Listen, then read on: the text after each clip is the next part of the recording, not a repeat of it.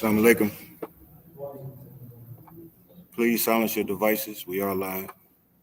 Inshallah.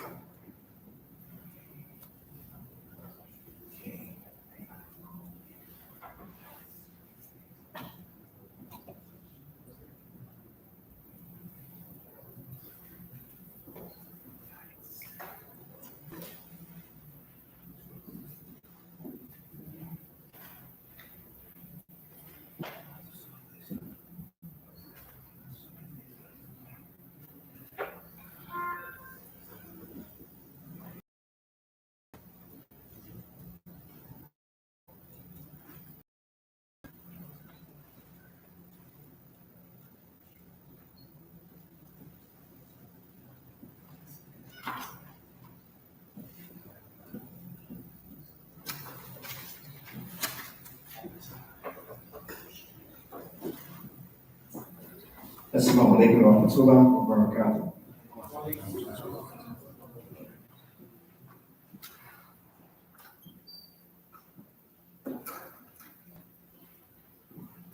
Allahu Akbar, Allahu Akbar. Allahu Akbar, Allahu Akbar. Ashhadu an la ilaha illallah. Ashhadu an la ilaha illallah. Ashhadu anna Muhammadur Rasulullah. أشهد أن محمد رسول الله. حي على الصلاة، على الصلاة، على الفلاح، على الفلاح. الله أكبر، الله أكبر. لا إله إلا الله.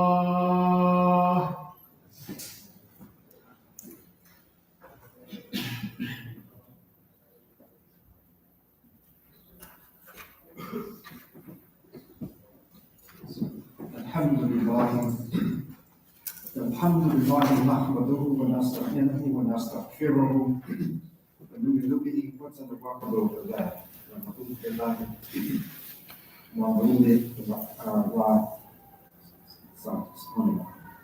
I apologize for coming in late and not settling down at unavoidable circumstances, so forgive me. Just bear with me. Bismillahirrahmanirrahim. Alhamdulillah. الحمد لله نحمده ونستعينه ونستغفره ونؤمن به ونتوكل عليه ونعوذ بالله من شرور ومن سيئات أعمالنا وأشهد أن لا إله إلا الله وحده لا شريك له وأشهد أن محمدا عبده ورسوله أما بعد. أعوذ بالله من الشيطان الرجيم. Bismillahirrahmanirrahim.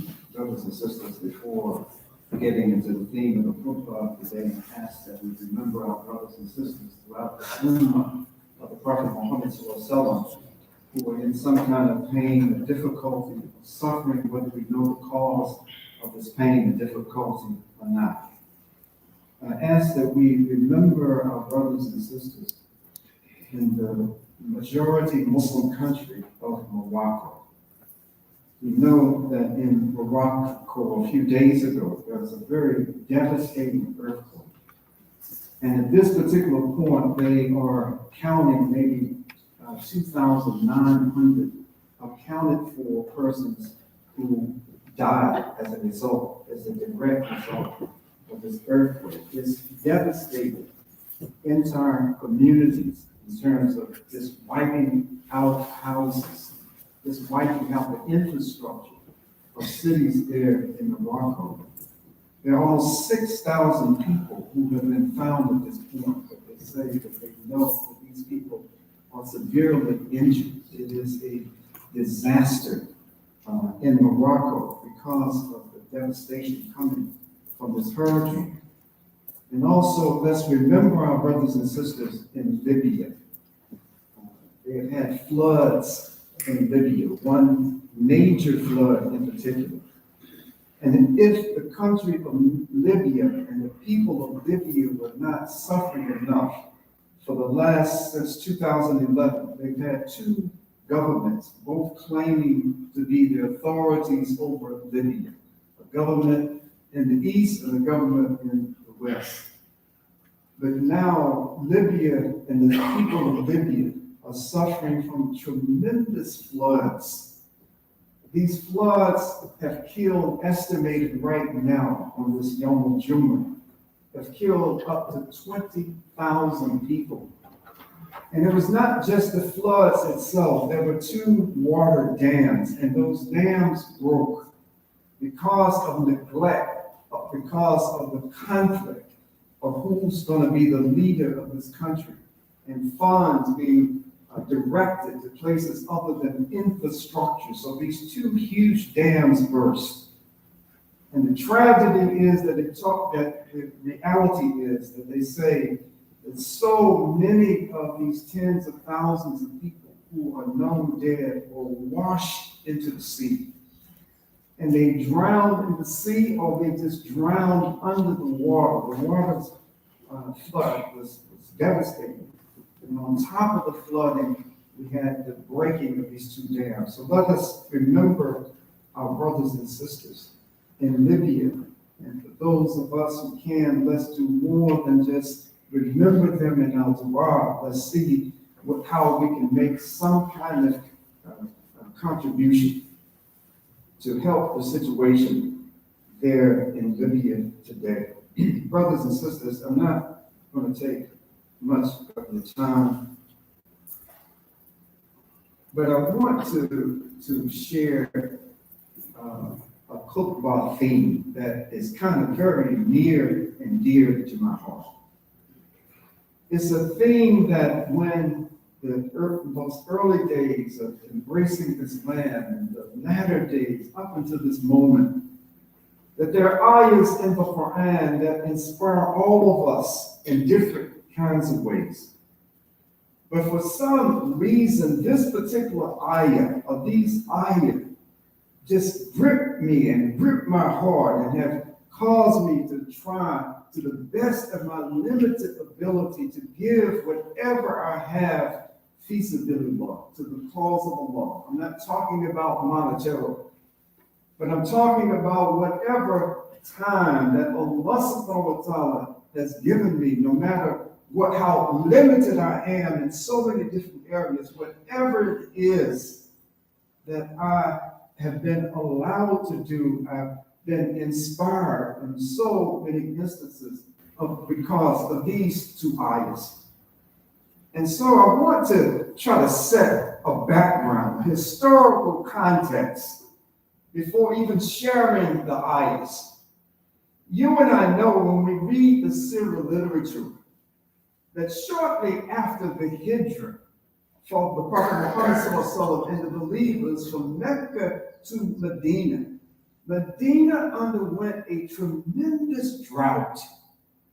So we're talking about a desert environment already, but in that desert environment, shortly after the Hijrah, I'm not talking about 1 month or 2 months, maybe a couple of years after this Hijrah from Mecca to Medina, the city of Medina, that entire area experienced a tremendous drought.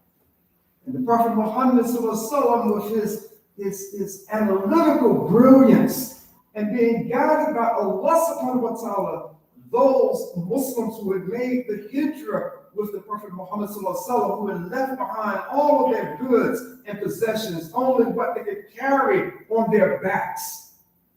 But the Prophet Muhammad was such a brilliantly guided man from Allah subhanahu wa ta'ala that he established this unique brotherhood where he assigned one man who was coming from Mecca, assigned him to someone that was living there in Medina who had embraced Islam by the time that this Hijrah was made. And so even though they left behind almost everything that they had, even though this tremendous drought was going on, once they got there and settled in, we find the conditions of that small group of Muslims in Medina at that time was relatively less severe in the deprivation, less severe in people starving. That Allah subhanahu wa ta'ala sufficed for the Prophet Muhammad and the believers with him by their coming together, by their sharing what they had, by understanding that we're in an environment that the only reason we are here, that all of the people that we look at who are part of our community believe in Allah subhanahu wa ta'ala and follow the leadership of the Prophet Muhammad sallallahu alaihi wasallam. And so different tribes will come into Medina. that the word spread that the drought is terrible and the Muslims are having a hard time, but it seems like it's not quite as bad as the other Muslims living there in Medina. So tribes start coming to Medina. Many of them didn't profess Islam at all. They just heard that maybe we can get a slice of bread, maybe we can get just a drink of water, because we don't have anything where we're coming from. One of these tribes that came to Medina was the Banu Asad.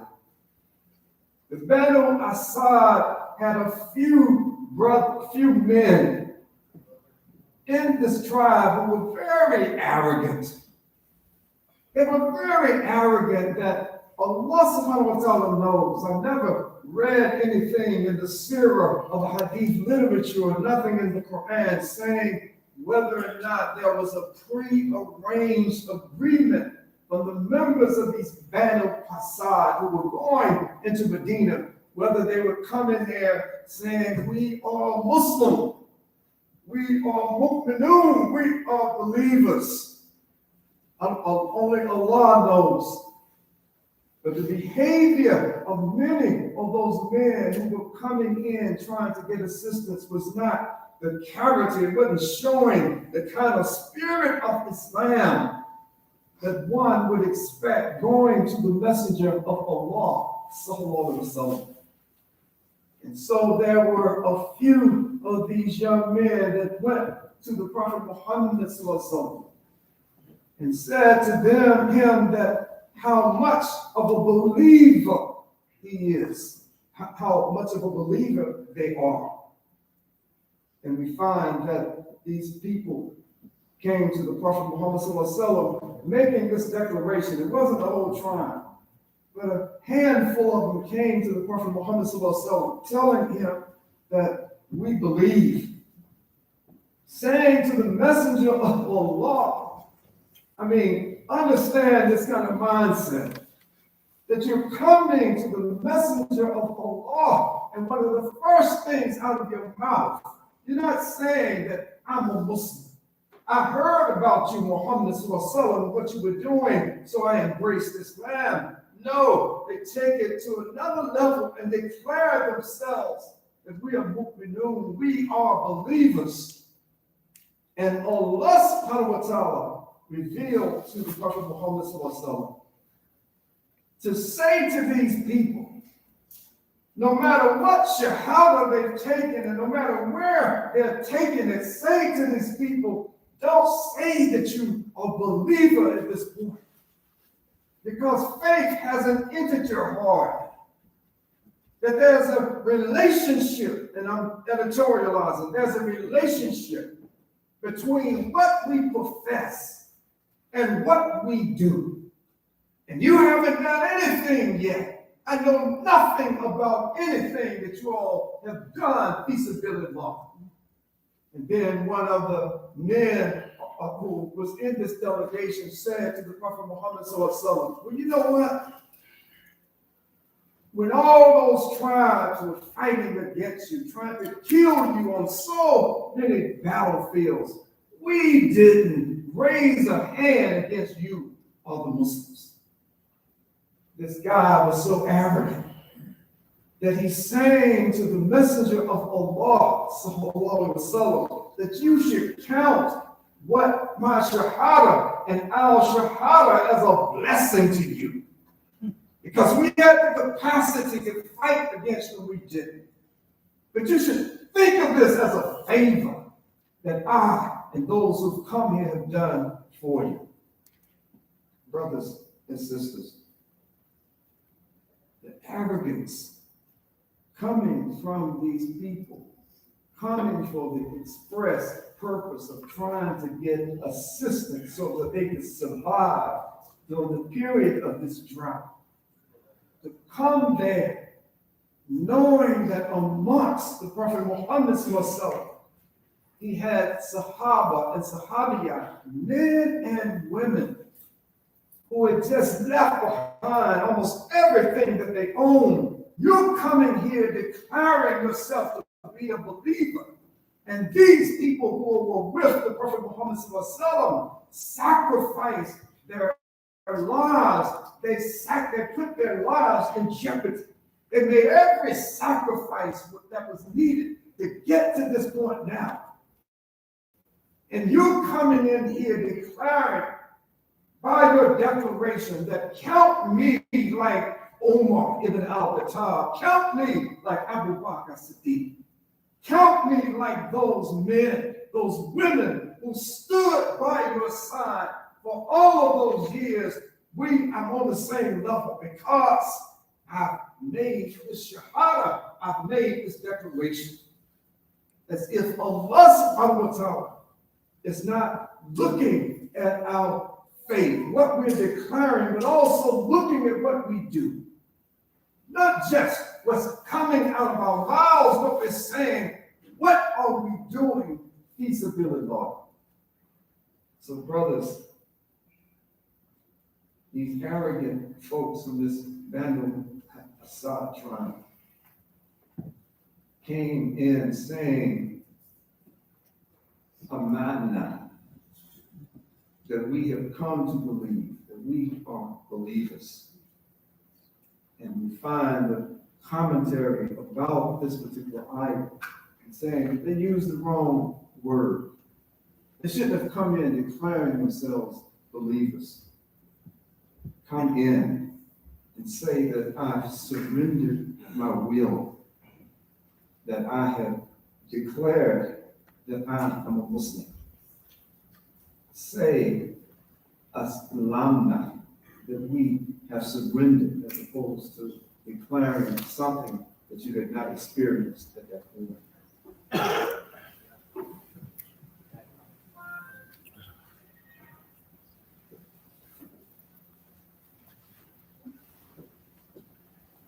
آتنا في الدنيا حسنات وفي الآخرة حسنات وقنا عذاب النار. Brothers and sisters, this idea of having faith, and specifically as Muslims, having faith, and that faith that we may think we have is not being followed up and not going parallel with appropriate actions. How do we view ourselves as Muslims? Has our shahada, has our declaration of faith, if we are born into this Islam, we're born at a young age making salat, declaring the oneness of Allah subhanahu wa ta'ala.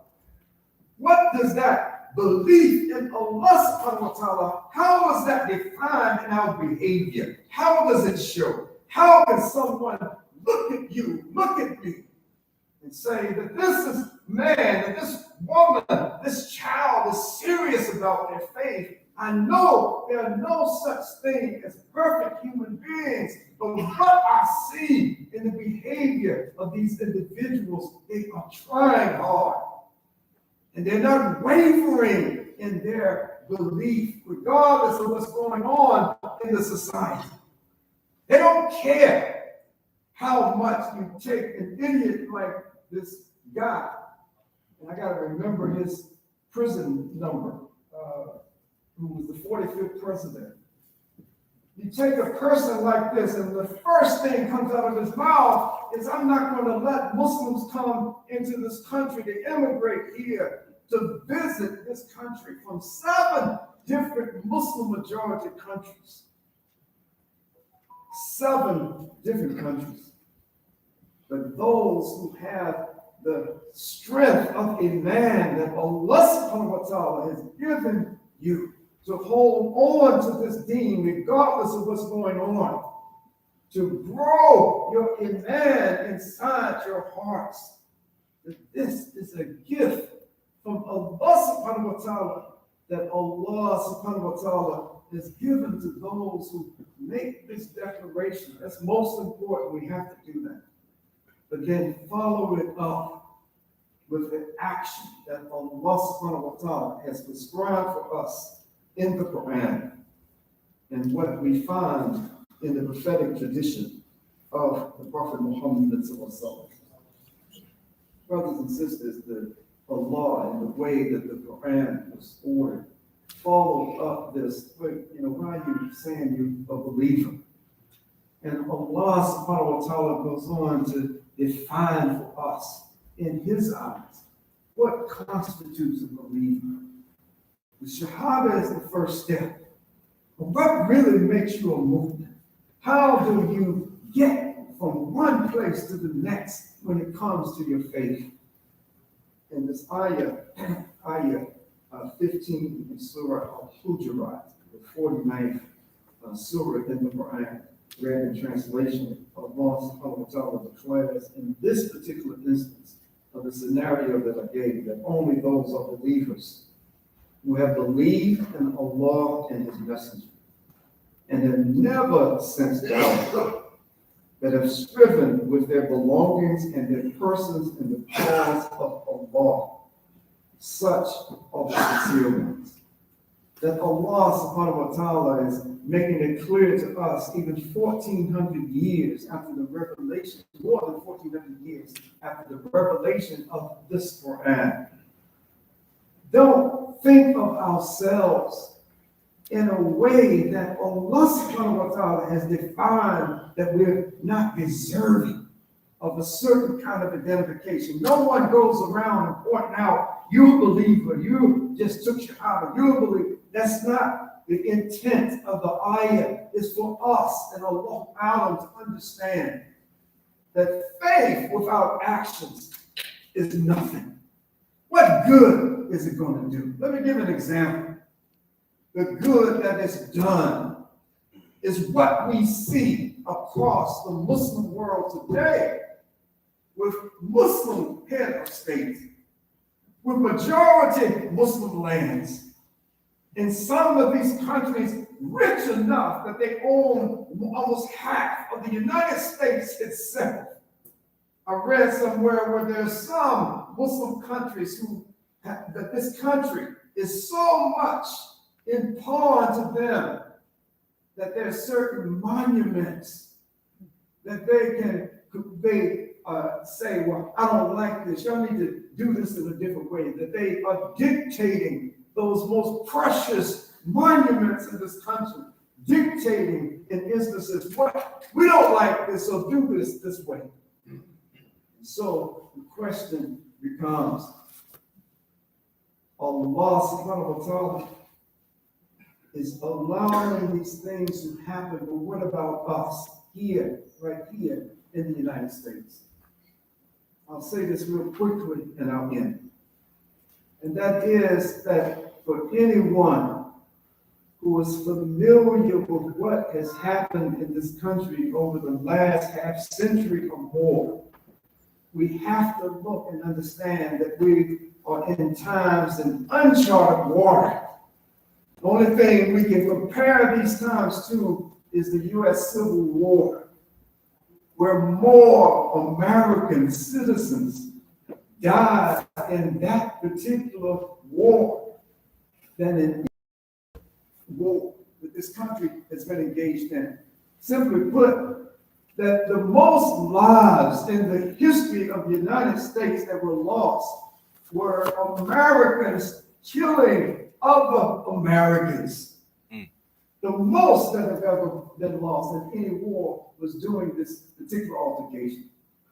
And so now we come to the present, and we are wondering who is going to guide the nation. Who is it that can bring us to the other side of this social storm, this social hurricane that we find ourselves in this country? And so some of us, and I'm not saying this trying to deride or say anything bad about anybody and whatever your political or social affiliations are, but there are some Muslims in this country who are putting their hope in a political party, that we have to do everything we can to get representatives from this party to be in office, when Allah subhanahu wa ta'ala has given the Muslims an opportunity and a responsibility to be a part of a party that Allah subhanahu wa ta'ala the creator of everything, has put together for those of us who say that we are Muslim. It's called Hezbollah. It's called the Party of Allah. It's not saying I'm a Democrat, and the Democrats and my affiliation with them is going to save me and save America. It's not saying the Republicans and my affiliation with them is going to save me and save America. Independents, pick a Green Party, wherever we want to say. No. The party of the Muslims, if you and I are not just going to sit on the sidelines of our lives of this country and just watch like we're watching a parade go by, then understand this Hezbollah. Understand what constitutes, and I'm not talking about an organization. I'm not talking about that. I'm talking about a mindset. I'm talking about how we have to come together and organize ourselves and work feasibility. The party of Allah subhanahu wa ta'ala has been perfected in its construction by the Lord of the universe and demonstrated for us by the best human to walk the earth, the Prophet Muhammad sallallahu alaihi wasallam. So let us not sit back and wait for someone to come save the Muslims. Who's going to save us in this country? I know Allah, inshallah, will allow us to be just wiped out. Who's going to save us? Look to ourselves. Look to the guidance that Allah subhanahu wa ta'ala is giving this ummah, that no human being can construct anything like this broader Hezbollah, this party of Allah. And I want to make sure that I'm trying to be clear with what I'm saying. I'm not talking about a specific, any name of a Muslim gathering and group of people.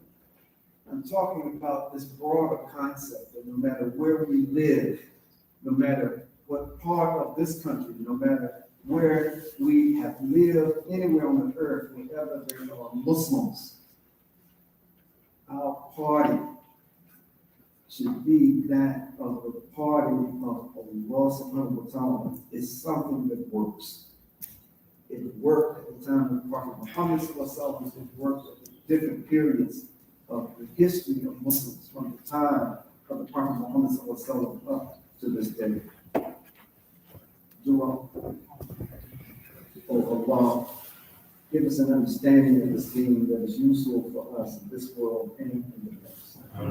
Oh Allah, strengthen our resolve to work for your cause and your cause to the best of our ability. And oh Allah, make not this movement of the Prophet Muhammad an object of test for the disbelieving people. I have a few quick announcements, short announcements, important announcements. Today